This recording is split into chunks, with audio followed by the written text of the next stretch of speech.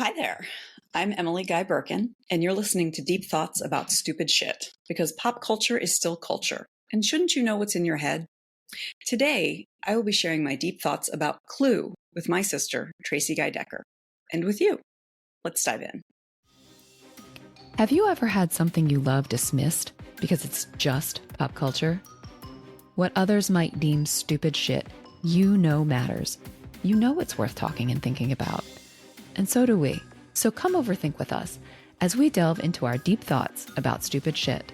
This show is a labor of love, but that doesn't make it free to produce. If you enjoy it even half as much as we do, please consider helping to keep us overthinking. You can support us at our Patreon. There's a link in the show notes. Or leave a positive review so others can find us. And of course, share the show with your people. So, Trace, tell me what you know about the movie Clue. Wow, that's taken me back. I have seen the movie, but it's been a long time. And I know it maps to the board game, but I actually don't know which came first. And the first thing that comes to mind is it Madeline Kahn? Was it she's in it, right? With and like she's talking about like a headache or something and like something radiating out of her head. And I remember it being very funny to me. And that's about what I remember about Clue, the movie. So why are we talking about this? So I think you'll recall when I was talking about Beauty and the Beast that is about 40% responsible for my interest in being a French major. Yeah, I do remember that. Yvette from Clue is about another 30 to 40% of my interest. Her accent was so endearing. And honestly, even though I ended up taking 10 years of French total, I majored in French literature, I got as fluent as I think my brain is capable of becoming in French. I still can't tell if her accent is over the top, like an American doing a French accent, or if it's good. Oh man, that's funny.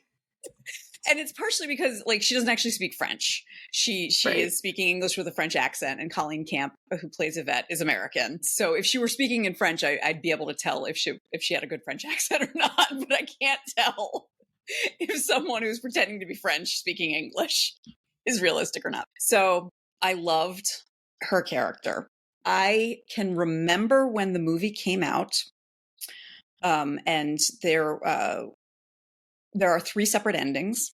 And I remember there was the gimmick that you go to a movie theater and each one had a different ending and you'd have to see the movie 3 times to get all 3 of the endings. I remember that gimmick. I remember being at our neighbor Kathy's house, lived across the hall when Dad lived in that apartment in Carriage Hill, talking about the movie with you and Kathy. But I did not end up seeing it until it was on TV a few years later. And when all 3 endings were put together. And that's the only way I've ever seen it, is with all 3 endings put together. I have always loved murder mysteries. The first grown-up book that I read was Body in the Library by Agatha Christie. So I think I've always been drawn to the idea of a mystery, like what's going on, and also like the kind of danger of a locked room mystery of, is there someone else in the house with us? And then even though a lot of the humor just sailed right over my head, so much of the humor is so broad and so slapstick that it was hilarious to me growing up. And so it was one of those movies that anytime it came on TV, I loved Tim Curry's Wadsworth.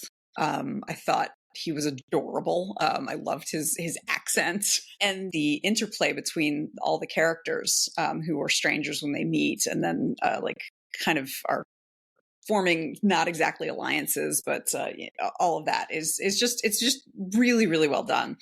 So in doing a little research for this, I knew that the movie flopped when it came out. The gimmick of each theater having a different ending made people stay away instead of going to see it. They were thinking people will see it 3 times, and people were like, well, I don't know which is the good ending. I don't know. I'm not going to go at all.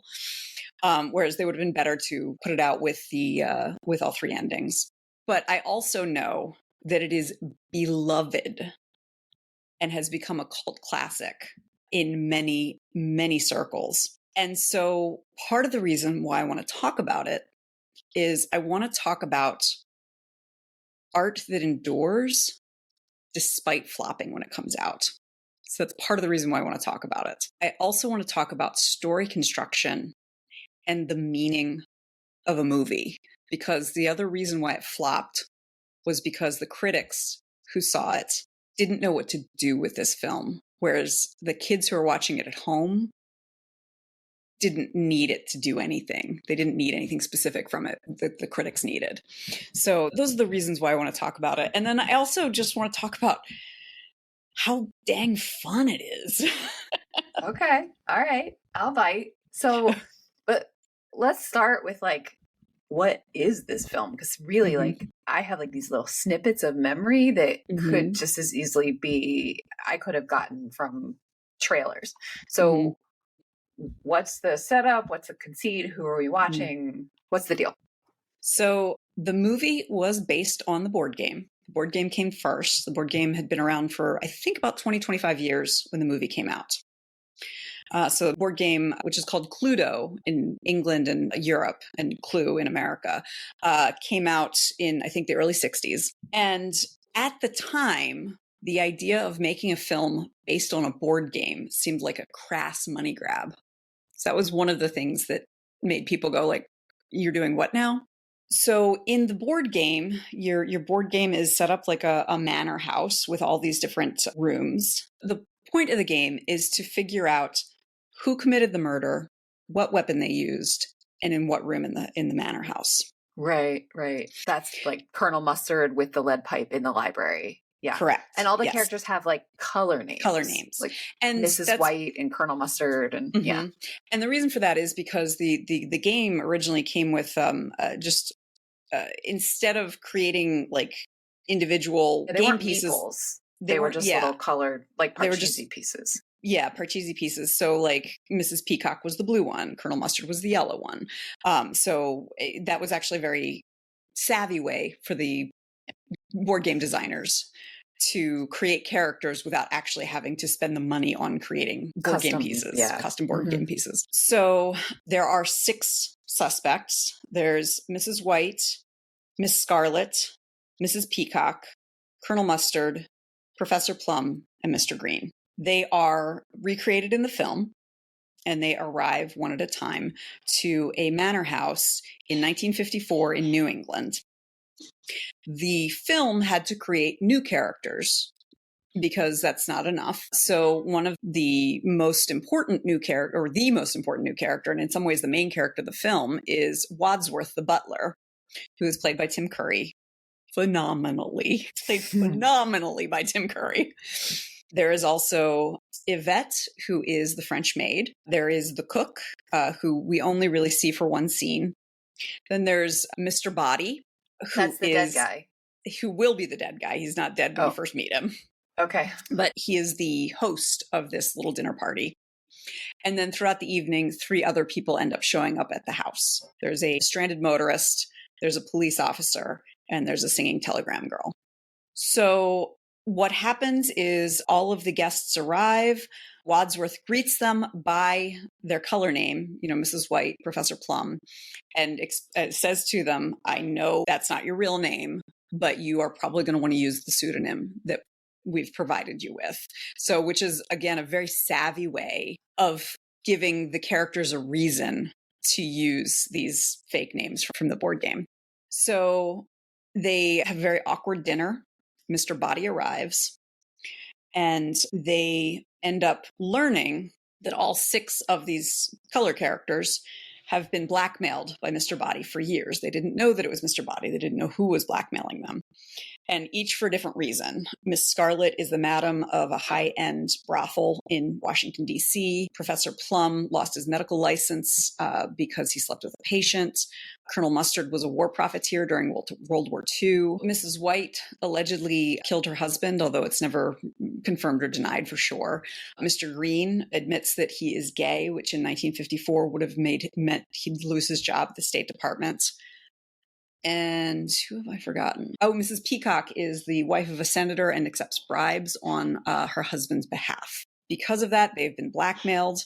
Turns out that Mr. Body is their blackmailer, and he gives them each a gift, which is a gift-wrapped box with a murder weapon in it. And it's the 6 murder weapons from the board game. Mr. Body suggests that they turn out the light, somebody kill Wadsworth, because once he is dead, no one will know what is going on. There's no other evidence. And they'll continue the blackmailing. Lights go out, shot goes off. Mr. Body, when the lights come back on, Mr. Body is lying face down, presumably dead. That sparks this crazy running around the mansion. They hear Yvette screaming in another room. Then they come back. Mr. Body's body is missing. Turns out he wasn't dead, but he was killed the second time. Then they're like, is there anyone else in the house? They realize the cook is in the house. They find her dead body. They come back and they are piling all the bodies up in the study. They end up deciding to search the house to see if there's anyone else there. The stranded motorist arrives. They put him in the lounge, I think, to make a phone call for help. He's murdered in what appears to be a locked room, but it turns out there's some secret passageways, as there are in the board game.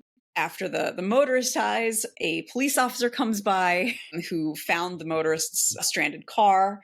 He comes to check to see if everything's okay, asks to make a phone call. They have to mock things up because everyone's acting weird because there's, at this point, 3 dead bodies?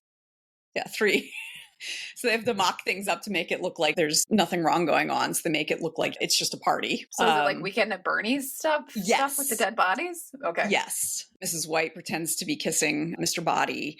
The motorist, they pour alcohol all over him. So it looks like he's like just dead drunk. Passed out drunk. Yeah. And they have the cook propped up against a window with someone behind her rather, to make it look like that she's dancing with Colonel Mustard. The cop goes back into the lounge to make his phone call, and they split up again. Lights go out. The cop is murdered. Yvette is murdered. And then someone rings on the doorbell. It's the woman from the Singing Telegrams, who is then shot. And so at this point, instead of being shocked anymore, it's just like, there's another one. And at that point, Wadsworth says, I know how it was done. And he kind of acts out the entire evening in a madcap frenzy, culminating in explaining who committed the murders. And there are 3 different endings. In the first ending, Miss Scarlet committed the murders because she's the madam. She's a madam. Yvette had been one of her escorts. The cop had been on the take from her. The motorist, I don't remember, but there were reasons for it. In the second ending, Mrs. Peacock killed everyone, and it was because she is trying to prevent the knowledge of her briberies. And she's the senator's wife. She's the senator's wife. And then in the third one, everybody killed someone. Professor Plum killed Mr. Body. Mrs. Peacock killed the cook because she had been her cook in D.C. Miss Scarlet killed Yvette. Colonel Mustard killed the motorist because he had been his driver. Who am I forgetting? Oh, Mrs. White killed Yvette because she had an affair with her husband. And that's where that flames up the side of my head, burning. I remember. That you remember. Which is one of the reasons why it's such a shame that there were 3 different endings, because that means 2/3 of audiences missed that performance. Glory. And I think I'm forgetting someone. Did I get everybody? I think I got everybody. Telegram? Oh. Who killed the Singing Telegram? I can't recall. Everybody killed someone except for Mr. Green. He was the gay guy. Yes. And it turns out Mr. Green was actually an undercover FBI agent. And Wadsworth was actually Mr. Body. So Professor Plum's like, well, then who did I kill? He's like, my butler. And Professor Plum goes, shucks. And so Mr. Green ends up shooting Wadsworth to prevent him from escaping. And that is the end of it. Oh, it is such a glorious piece of silliness. With a really high body count. Oh, yeah. 6 dead. 7 if you count Wadsworth in the final ending. All right. Yeah. Wow. I did not remember all of that. So talk to me. Why is it so beloved? Why do you think that it has become a cult classic? So there's a couple things I think going on. I notice, I feel like there is an age demarcation So people who are our age and younger love it, meaning people who encountered it the first time as a child love it. Whereas it feels like anyone who encounters it for the first time as an adult, and the critics and the adults at the time that it came out were like, this is a ridiculous, pointless thing. Mm. And I think I understand where that comes from. Now, there's one thing, I read a long piece from 2015 from BuzzFeed that interviewed many of the people involved with making it. Jonathan Lynn, who wrote it and directed it, many of the still living actors. So Christopher Lloyd, who played Professor Plum, Tim Curry, who played Wadsworth, Leslie Ann Warren, who played Miss Scarlet, Martin Mull, who played Colonel Mustard, and Michael McKean, who played Mr. Green. And it's an interesting phenomenon. I saw this also with The Princess Bride when I've done a little bit of digging into that. So these actors, this writer, these directors, they made a movie that flopped, and then they moved on with their career. And so they didn't really think about it. And then all of a sudden, years later, people come to them and, are so excited because of this movie that they've kind of forgotten about. It was a minor blip in their career. It flopped. And the expectation when it comes to putting out art is that it's either going to be big right away or it's not going to be big at all. Right. Yeah, when we talked about Princess Bride, you talked about that with the guy who played Wesley. I can't think of his name at the moment. Cary Elwes. Mm-hmm. Yeah, Cary Elwes had a server say "as you wish," and he was like, "Oh, that mm-hmm. sounds familiar." Mm-hmm. It's the same. Mm-hmm. It's the same sort of phenomenon. Yes. In any case, I believe it was Christopher Lloyd. It might have been Michael McKean. I'm kind of mixing up the quotes, but one of them said, "This is a movie about grown-up things. So it's about blackmail, murder, sex. There's a lot of discussion of communism and socialism, mm-hmm. but you do not have to have experience with any of them to get the movie." Mm. And so that's one reason why I think kids really liked it. And I know that it felt like I was in on something, even if I didn't really quite get it. It was like I'm at the cool kids table. Like, I don't get it. I don't get why Wadsworth is tearing up when he talks about his wife's friends being socialists. But it doesn't matter. I'm in on it. So that I think was exciting. The other thing is that kids didn't come to this with the expectation that you watch a movie and each scene builds on its other to an inevitable conclusion, which is, I think, what most grown-ups bring to a movie. They come to this thinking like, I need at the end of this film to be a little bit different than I was when I started it. But this is a film based on a board game. The point is the journey, not the destination, every time. And so because of that, I think kids come without any expectation. Like, I could see an adult feeling cheated that they don't know who did it at the end, because you don't. Like, I've seen it so many times that there have been times where Wadsworth will say, this person wasn't with us. And I've gone back to be like, were they? Can you tell? I don't know. And it doesn't matter. Like, that's the thing. It doesn't matter. That's not what the point of the film is. The point of the film is to have zany, antic fun with these weird characters for 2 hours. It's not to reach an established endpoint. And so if you are coming into a movie with an expectation that a story is going to be told that has a cohesive beginning, middle, and end, that provides a satisfying conclusion, that is satisfying for more than just like, that was fun, you're going to be disappointed by this movie.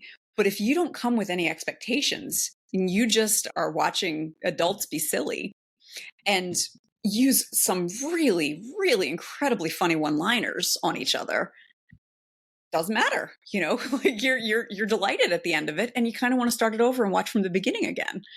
So I think that's a big part of why there's this generational divide in who liked it and who didn't. I'm thinking about Princess Bride in conversations since we brought it in about the path after release. And when we talked about Princess Bride, actually, we did talk about, though, sort of an insight, like a moral in a almost Aesop's kind of way, where, because I recall that you and I like kind of did a little push and pull about what that might be. Are you suggesting there isn't one at all for Clue? No, I don't think there is, because there isn't for a board game. There's no moral for playing Clue. There's no like, we get justice, or we, stop a killer from killing again. It just is. It's just a fun thing to do. The one line that is repeated in all three of the endings is communism was just a red herring, because there is throughout an undercurrent of the possibility of the House on American Committee, the McCarthy hearings. Yeah. So this takes place in 1954. Jonathan Lynn, who wrote the screenplay, he was asked by John Landis to write the screenplay, and he was like, this is weird, but okay, I'll give it a try. And he had friends who had lived through the McCarthy era, and so he knew that time frame intimately. And so he decided to set it during that time, and that would help explain some of the sense of blackmail and paranoia. And that was why Wadsworth teared up about the fact that his wife had been a socialist. So then when you get to the end and you say communism is just a red herring, I think that's the closest you're going to get to any kind of moral, which is that focusing on that kind of ideological difference between people is kind of ridiculous. But even not the real danger. I mean, that's what I'm hearing. Not the real danger. Yes. I mean, all of these people were dangerous, but not because of communism. Correct. Yes. Yeah. And one thing I appreciate very much now as an adult that I didn't really get, when you say all of these people are dangerous, the one person that is not true of is Mr. Green, who was homosexual. And he is the only character in the three endings provided who never committed a murder. Oh, so in all three endings, Mr. Green is innocent of any. Mr. Green is innocent of any. Now, because being gay is not actually a dangerous condition. Yes. Yes. Mm-hmm. Now, I will say it's undercut because the very last line is Mr. Green shoots Wadsworth, who is actually Mr. Body in the final third ending. Turns out he's an FBI agent undercover. And he says, now I'm going to go home and sleep with my wife. Right. And so it does undercut that message a little bit. But I do think if you're going to overthink it, recognizing that he is the only non-dangerous, like non-lethal member of the party in all of the endings. And that's because he is not actually doing anything wrong. Mm-hmm. I would claim Miss Scarlett, she has a brothel. It is illegal, but, sex work is work. Yeah. She does, in her version, in the one where she is the murderer of all the characters who die, she says it's not really about the brothel. She trades in information. And so she's a blackmailer, which does make her dangerous. So in any case, it comes down to, what are you expecting from a story?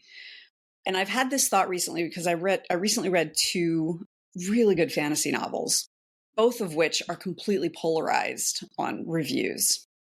People either love them or hate them. The first one is, it's called Between by L.L. Starling. And it was something that Starling, I think, self-published. It is a monster of a book. It's like 950 pages. Whoa. If she had gone the traditional route, I have no doubt they would have cut it down. Oh, yeah. No, that's beyond the word count for fantasy genre. We have rules. And fantasy genre has the longest word count. Yeah. But fantasy, and like even within fantasy, the word count is way higher than contemporary fiction or anything else. Sure. And part of the reason why it's so long is that there are all of these delightful side quests. Not even that, just descriptions, moments. And so I described it when I was reviewing it. I reviewed it on Goodreads, and I said, like, if you're looking for a book where each scene builds upon the last, this is not going to satisfy you. If you're happy to just meander along and discover delightful, wonderful new things that you never occurred to you, come join. The water's fine. Mm-hmm. And so that to me, I think, speaks to kind of societal expectations about stories. Cultural. I think cultural in particular. What I'm thinking about right now is that, like, I haven't done a lot of reading on this, and I'd like to do more, but I have done a little bit of thinking about what makes a story in the West versus sort of Eastern, say, Japanese storytelling. This came up for me in the past couple of years when they finally translated into English the book, How Do You Live? which is almost required reading for school children in Japan. Apparently, it's like the book that the studio, you know what I'm talking Ghibli? about? Studio Yes, Ghibli. Studio Yes. Ghibli, that guy. It's his favorite book. And so they're making a movie of it. And the powers that be decided that Americans needed the book before the movie came out. And I read the book and I loved it. It was published in the 50s, I want to say, and it was set in the 20s in Japan. Never, ever would have been published if written in English originally. Because like Americans expect a beginning, middle, and end. They expect a rising crescendo of drama, danger, stakes, and then a resolution. You know, and it maps onto Joseph Campbell. Yes, I was going to say Cornell, but that's a different dude. It maps onto Joseph Campbell's like hero's journey. Like like there's a very specific structure that we expect. And when we don't get it, we're like, what the heck is this? That's a cultural thing. I mean, we're taught that it is natural and normal and right and like immovable, but it's actually cultural. Yeah. The idea that you can't have a story without conflict. Yeah, exactly. Is very cultural. That is exactly how I got into this question, actually, because Japanese storytelling often has no conflict. There will be something to sort of subvert your expectations often, but it doesn't need to be conflict. And I find that really, really fascinating. And sort of what you're suggesting is that Clue breaks some cultural norms in terms of storytelling, which means that adults who had been acculturated into what to expect are like, what the heck is this? Whereas kids who are young enough to have not yet been fully acculturated are like, oh, this is fun. I like this. Let's do more. And that, I think that's really, really fascinating because adults, you know, we have such a hard time seeing what is in fact culture. We assume that it is somehow like handed down from on high. Written in stone. Written in our DNA, even more than, you know, like that it's actually like truth with a capital T that cannot be changed. And that's the way the publishing industry in the West also treats it. You can't have a novel that's that many words. There are rules. As if those rules weren't like made up by people who can change or break them. I think that's really, really fascinating that you're getting there with Clue. Well, and I think what's really interesting is because it was based on a board game that has no story, you know, and that's one does have a story, but it doesn't have an insight, and it doesn't have that neat like wrapped up. The game is a game of deduction, right? Where you're collecting information so that you can rule out and rule in potential suspects, weapons, and places. Yeah. And what I find really fascinating about Jonathan Lynn's screenplay and how he wrote this is how faithfully he kept to the board game itself. You know, he managed to find ways to make the pseudonyms make sense, managed to find a way for everyone to have a weapon, managed to find a way for the manor house to make sense. That all I think is just fascinating. And it speaks to me of how sometimes the most creativity comes from the tightest boundaries, because he wrote something that is phenomenally funny and enjoyable and kind of recreates the feeling of playing the game, in that when you play Clue, you don't remember the specifics. You remember having fun with your family. When you watch this movie, you don't remember the specifics because they don't matter. Right. And so the fact that he was able to recreate that, and it was, I think if they had released all three endings at once, probably not have flopped quite as bad as it did. It didn't make back its budget. And it was like a $15 million budget, made 14.6, but still it lost money. And I think that it might have at least broke even if they had all three endings at once. But having three different endings also is like a phenomenally smart way of being like, this is based on a game. Yeah. Because there is no right one ending with quotes around Right, yeah. Yes. Mm-hmm. And this was the first movie that Lynn wrote and directed. He had done theater and I think television before. So it was like a big swing for him. And it felt for a long time like a swing and a miss. He then went on to, he wrote and directed My Cousin Vinny. Mm. So, he was afraid this was going to be the end of his career as a director, and it was not. But I feel like, now this is the first ever movie that was based on a board game. Since then, there's been Battleship and Ouija. And Ouija's not really a board. But Jumanji wasn't a real board game first. Right. Yeah, it was a book first. And then they did, yeah. Mm-hmm. Yeah. So, and I feel like this is the only one that has had any kind of cultural success. I mean, like Battleship has been forgotten, whatever it did at the box office. Like 2012-ish, I think. Yeah. And I had never even heard of Ouija.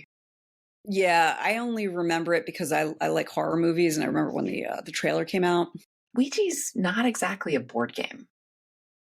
Exactly. So, but the reason I feel like this one works, whereas those two don't, now to be fair, I have not watched either of them, but I know that they were panned. So was Clue, though. Yes. But it's been long enough. We'd know if there were a cult following for either of them. No one says Battleship is my favorite movie. But I think the difference is that Clue sticks to the rules of its source material while building out places where it makes sense. And it doesn't take itself seriously. Yeah. Yeah. I'm thinking about other films that don't take themselves seriously and wondering how it's like A Fish Called Wanda. Like, how does Clue sit?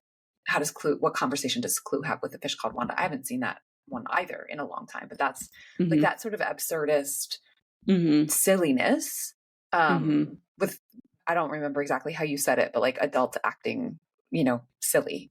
You said it just a few minutes ago, but I don't remember. I don't remember exactly how you said it, but A Fish Called Wanda is coming to mind as another one with that sort of absurdist humor. Well, and the other thing was that just 10 years before, I don't know exactly when, there was a Neil Simon Agatha Christie mystery parody called Murder by Death that came out.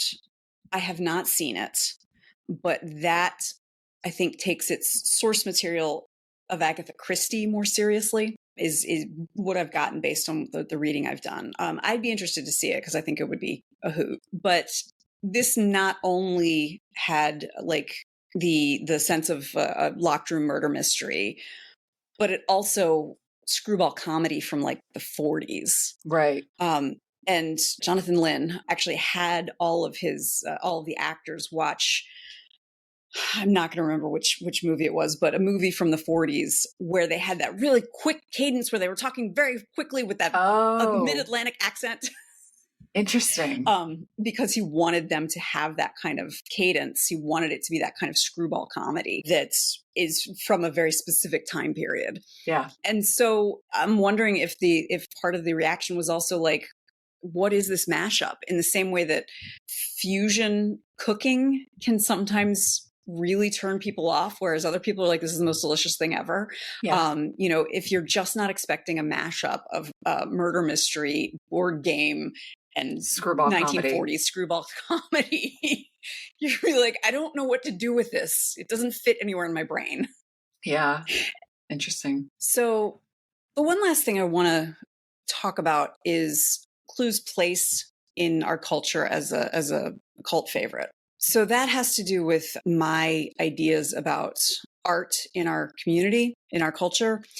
As I mentioned, there's this expectation when you make a piece of art that it'll either be big right away or it will fall to obscurity. Even though there are things that make a huge splash and then you never hear or think about them again. And there are plenty of things that go unknown for years or decades or centuries and then are found again and beloved. And I feel like there's an insight in there somewhere, because Jonathan Lynn talked about how disheartened he was by how badly this movie did, because it was his first and completely comprehensible. Like, he's worried that this is going to end his, burgeoning directing career. A couple of years after the film came out, he walked into a video store. For those of you listening who are under the age of 30, you used to have to go to a brick and mortar store to rent a video. Yeah. And by video, I mean a movie, not streaming. Right. Anyway. Right. Oh man. And if you didn't rewind it, they would fine you when it was still VHS tapes. Still VHS tapes. Rewind. Everything started with that FBI warning. Oh yeah. He walked into one and there was a shelf that said, "Do you dare rent these?" And Clue was on it with 4 or 5 other movies that were known to be stinkers that flopped. And Ouch. so that really hurt his feelings, which is understandable. I completely get it. But, and this is more for people who create art than it is for the general populace, but I think it's really important to remember that your audience is out there if you've made something that resonates, and it will find your art. You might not be around to see it. It might happen in a way that you are really not expecting, but the hard part is getting the art out into the world. Once it's out there, you don't have control over how it's received. There's no control over that. And B, you never know when it's going to take off. And so some examples of that, I'm thinking of that song "Running Up That Hill." Is that Kate Bush? Which went to the top of the charts because it was in Stranger Things. I mean, it did well the first time around too. Oh yeah. I'm not saying it didn't do well the first time around, but children, kids who had never heard it before, were like, "Oh my God, this is beautiful. I love this song." Yeah. And so it took off again. And no expectation, no reason to believe that would happen. Mm-hmm. But because someone who loved it the first time thought it was an appropriate, and it was, a soundtrack for a moment in Stranger Things, which is set during the time that it came out. So fair enough. Right. But that sort of thing, you never know who's listening, who's watching. And so Clue, which flopped, has influenced so many people. I mean, for one thing, you go on any social media, you're going to find Mrs. White going, "Flames, flames," in a GIF somewhere. It is really, for me, I find it heartening. It's inspiring to realize that you don't have control over your legacy. You don't have control over how your art is received. That's scary in a lot of ways, because it could flop and it could be forgotten forever.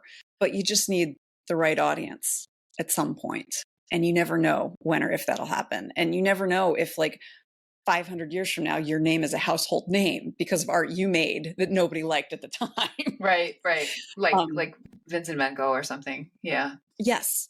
And even the Velvet Underground, they talk about how they only sold 1,000 copies of their album, but every single person who bought a copy started a band. Yeah. Do you want to be the Velvet Underground, or do you want to be the Lovin' Spoonful? Nothing wrong with the Lovin' Spoonful. But if I had to choose, I would rather inspire than be a commercial success. I'd rather do both if that's on the menu. But recognizing that you don't know who you're inspiring, and you can just take heart in the fact that someone out there is inspired. So that's my super Pollyanna view of why, part of why Clue is important. It's important for us artists out there who are toiling and afraid that no one's ever going to pay attention. Maybe they won't, but maybe just one person will, and they'll be the right person for it. I didn't expect us to land there. I spend a lot of time thinking about, I have these limiting beliefs about the right way to make art. Yeah. And the right way for art to be produced. And I actually had a recent thought. I don't know how it happened. I went down a rabbit hole about the Monkees. The band? The band. Okay. Something mentioned Mickey Dolenz, and I was just like, God, I haven't thought about him forever. And I'm like, are any of the Monkees still alive? And I just went down this rabbit hole. Right. And so as a reminder to our listeners, the Monkees were a made up band for a TV show. But they did have some commercial success, but they were cast. So it wasn't Mm-hmm. like an organic musical group. Like Mm-hmm. each of the performers was cast Mm-hmm. for this TV show. Hey, we're the monkeys. People say we monkey around. Okay. All right. So So Mickey Dolenz. I had this realization as I was reading about it. I was reading about the casting process. I was reading about how they ended up playing which instruments they played. Like Davy Jones actually was the best drummer, but they didn't have him play drums because he was only 5'3", and they were afraid they wouldn't be able to see him over the drum kit. Also, he was like So- he was the handsome one. Like he was like Yes, yeah, the dreamboat. yeah. Well, and that's why they wanted to be able to see him. Mhm. So that's my feeling is like, because I have these limiting beliefs, is like there's a right way to create art. I'm like, okay, this isn't a real band. They're not making real music. That's actually what I said. Not a real band. That's what I said when I first was explaining to our listeners who they are. Yeah. Yes. Mm-hmm. But the thing is, they had some best-selling albums. Yeah. They sold very well. And I went back because of this deep dive and listened to their greatest hits. And I was like, I like all these songs. Yeah. Like I sing along to The Last Train to Clarksville. Yeah. I was just thinking Last Train to Clarksville. Yeah. I'm a believer and they really like their music. And so I was like, the art that comes about from a non-standard way of creating art is still art. Mm. Similarly, it's not the greatest song in the world, but I love it. The song Bittersweet Symphony by The Verve came out in about 1999, 2000. So the riff, the dun dun dun dun dun dun dun dun dun dun dun dun, was taken from a Rolling Stones song. It was sampled. They didn't get permission before they released the song. Rolling Stones were not happy about it. I guess. So Rolling Stones ended up getting a songwriting credit, and I think they get all the royalties. I don't know if it's all or most, and the Verve didn't survive because of that. I remember telling the kids about this because my eldest liked the song, and my husband was like, yeah, that was a really dumb move on their part. I'm like, I'm not saying it wasn't, they lost out on music, but I can't regret it because this song exists now, and it makes me happy every time I hear it. And if they'd asked for permission, it might not exist. And yes, it's really unfortunate for them and their financial situation. But artistically, I can't say they did the wrong thing, even though they very much needed to credit the people who wrote that part. Yes, I'm all about giving credit. But by doing it the wrong way, they created this piece of art that would not exist. And so I think about things like that. And that's kind of what I'm thinking about with Clue. They started with a board game, which people thought was silly and crass and going to make something awful. And they created this non-standard story process. Like it's very all over the place. It's a mashup of weird different genres. And it flopped and critics hated it. And yet it's this beloved cultural artifact from the 80s that I tell you, if it is on TV, I stop what I'm doing and watch it, even though I have seen it so many times I can quote most of it. And so that to me, that's another aspect of this is like, there is no right way to create art. There is no wrong way to create art. Well, I think subverting the sort of cultural right way is actually essential to subverting the racist, sexist, heteronormative hierarchies and values that are reified by that sense that there are rules, because those rules exclude, people who aren't old white dudes. So I think that's a really like. I would never, when we sat down to talk about this, I would never have thought that we would land with Clue as subverting, the canon. But that's ultimately what you're saying, is that by using a board game as inspiration instead of a book, and that's the right way to write a movie. Yes.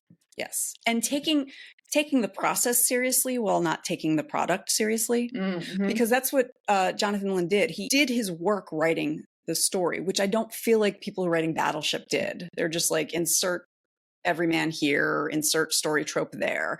He spent time thinking about what would make sense. How would this work? Why would these people be here? Why would they be using pseudonyms? What time period would this make sense for them to be in this like house? Why are they also paranoid? Why are there multiple motives across these strangers? Yeah. Yes. So like he took the process seriously, but not the product. Yeah. And that is like, if there's a right way to do art, which I don't think there is. I think you can not take the process seriously and still create great art, but you still have to respect for the process, if you know what I mean. Mhm. So have respect for the fact that you need to put work in if you want to get art out. Right. You know? So, and that is, I think, what's really interesting about this film and part of why so many people claim it as their favorite. All right. We've been talking for a minute. I want to try and synthesize back to you what I've heard today. Okay. We have this movie Clue, which flopped in the box office initially. It is a mashup of the locked room murder mystery and a specific genre of screwball comedy from the 1940s, based on a board game that was about 20 years old at the time, with actually an all-star cast. Or although at least not necessarily at the time. Oh, okay. So people who went on to become stars. Yeah, they were up and coming for the most part. Gosh, I don't think any of them were household names at that point. Yeah. Carrie Fisher was supposed to play Miss Scarlet, so she was going to be like the name that drew people in. Unfortunately, she needed to go into rehab because she was having a pretty serious problem with her addiction at the time, and so they got Leslie Ann Warren as a replacement last minute. So you did a fantastic job. And part of the reason that this movie flopped at the box office initially was because it subverts expectations about story, at least in Western culture. I mean, the specific in American culture, like, and that's one of the things that you and I have brought to this conversation is the fact that those expectations are cultural, and there is nothing in the DNA of human beings or the universe that requires story to be a certain way. And you have a beautiful sort of Pollyanna insight about art because of the initial flop and the now beloved nature of this movie, that the audience is out there. We just need to find the right one. And finally, where we landed was about the multiple ways there is to make art. And in particular about, at least the way Jonathan Lynn did it, sort of taking the process seriously without taking himself nor the product too seriously, which I think is really lovely. And the idea that by subverting those things that are not in fact in our DNA, we can start to make room for artists who are not old white dudes, old white straight dudes.